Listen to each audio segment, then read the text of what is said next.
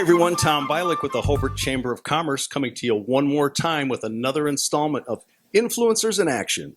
Today we're joined by a very special guest. We're joined by Chancellor Thomas Keon, Chancellor from Purdue University Northwest. Chancellor, thanks so much for joining. Oh, thank you, Tom. Chancellor, we know it's been a trying last couple of years. We're probably all ready to get past 2021. What's ahead in 2022? Well, for us, our plan is to try to get back to a new normal.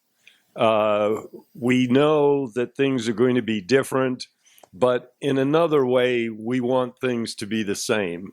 Our university has become more and more traditional over the years, so our student population is primarily full-time, young people, and young people need things to do while they're on campus.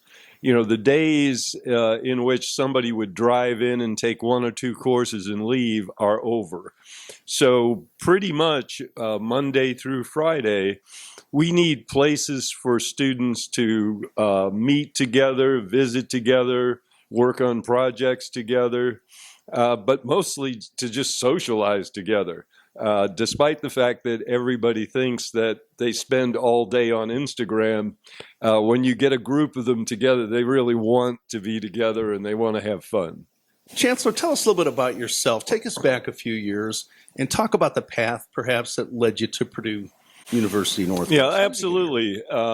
I've been an academic for a number of years. My final degree was at Michigan State, Ph.D. in business management. So I am a professor of business management and took a very traditional route. I was at the University of Missouri. I was at Southern Illinois Carbondale. And just prior to coming here, I was at the University of Central Florida, where I served as dean for 14 years.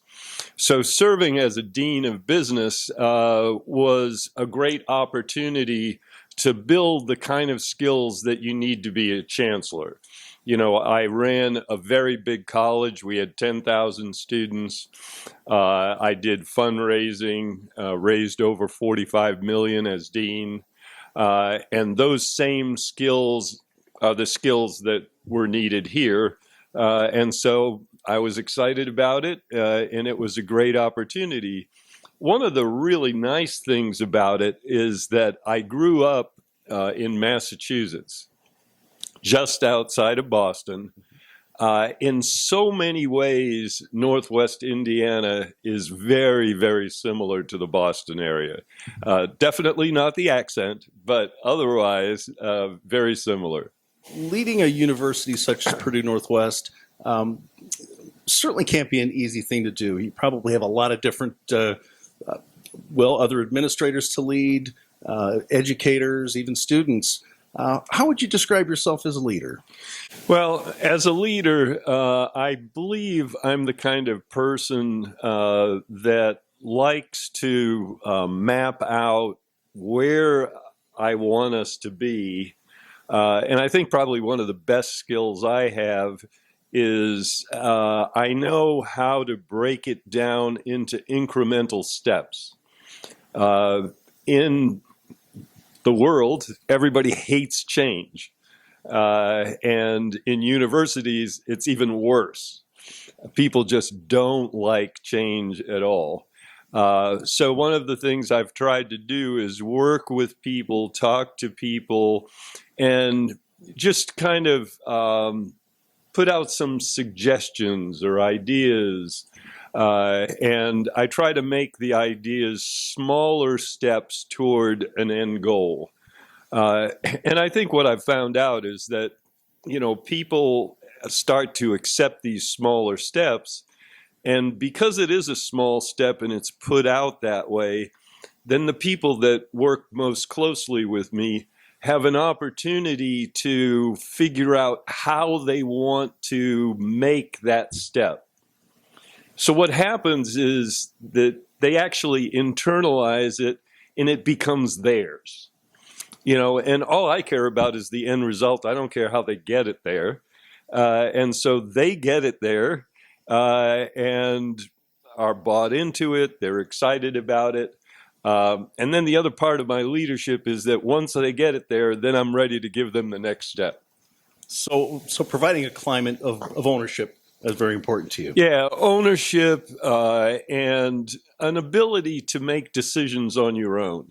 I'm very comfortable with letting people make decisions on their own and directing their part of the university or their activity that contributes to the full contribution of the university.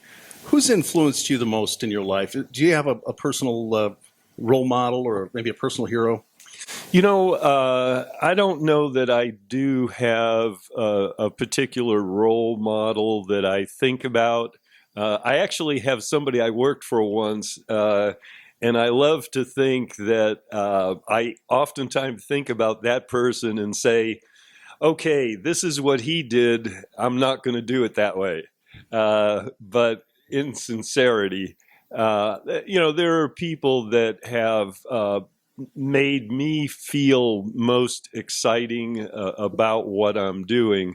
And I think maybe because of where I came from, John F. Kennedy was like a god to those people in Massachusetts. He was brilliant, he was young, he was dynamic. And so, frequently I think about, the changes that he made before he was no longer with us. So.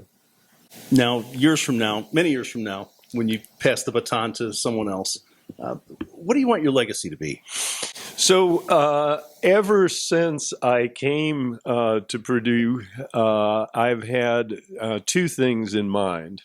When I interviewed almost 12 years ago now, I talked about Purdue Northwest, at that time Purdue Calumet, as being the hometown university.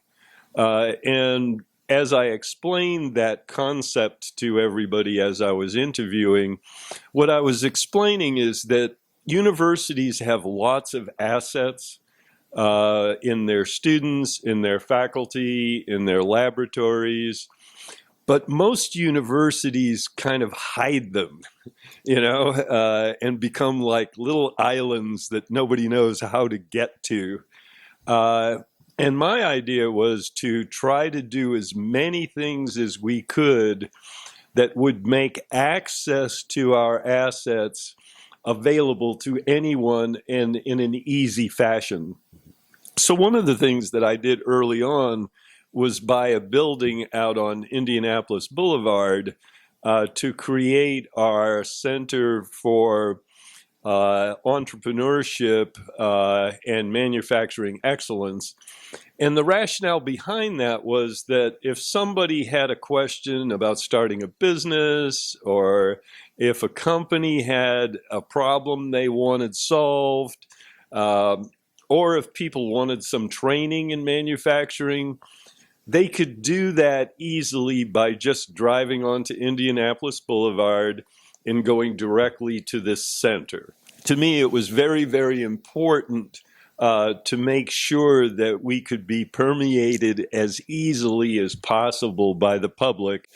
And one of the things you see on campus now is how many more relationships we have. We have the Leadership Institute, we have the Society of Innovators.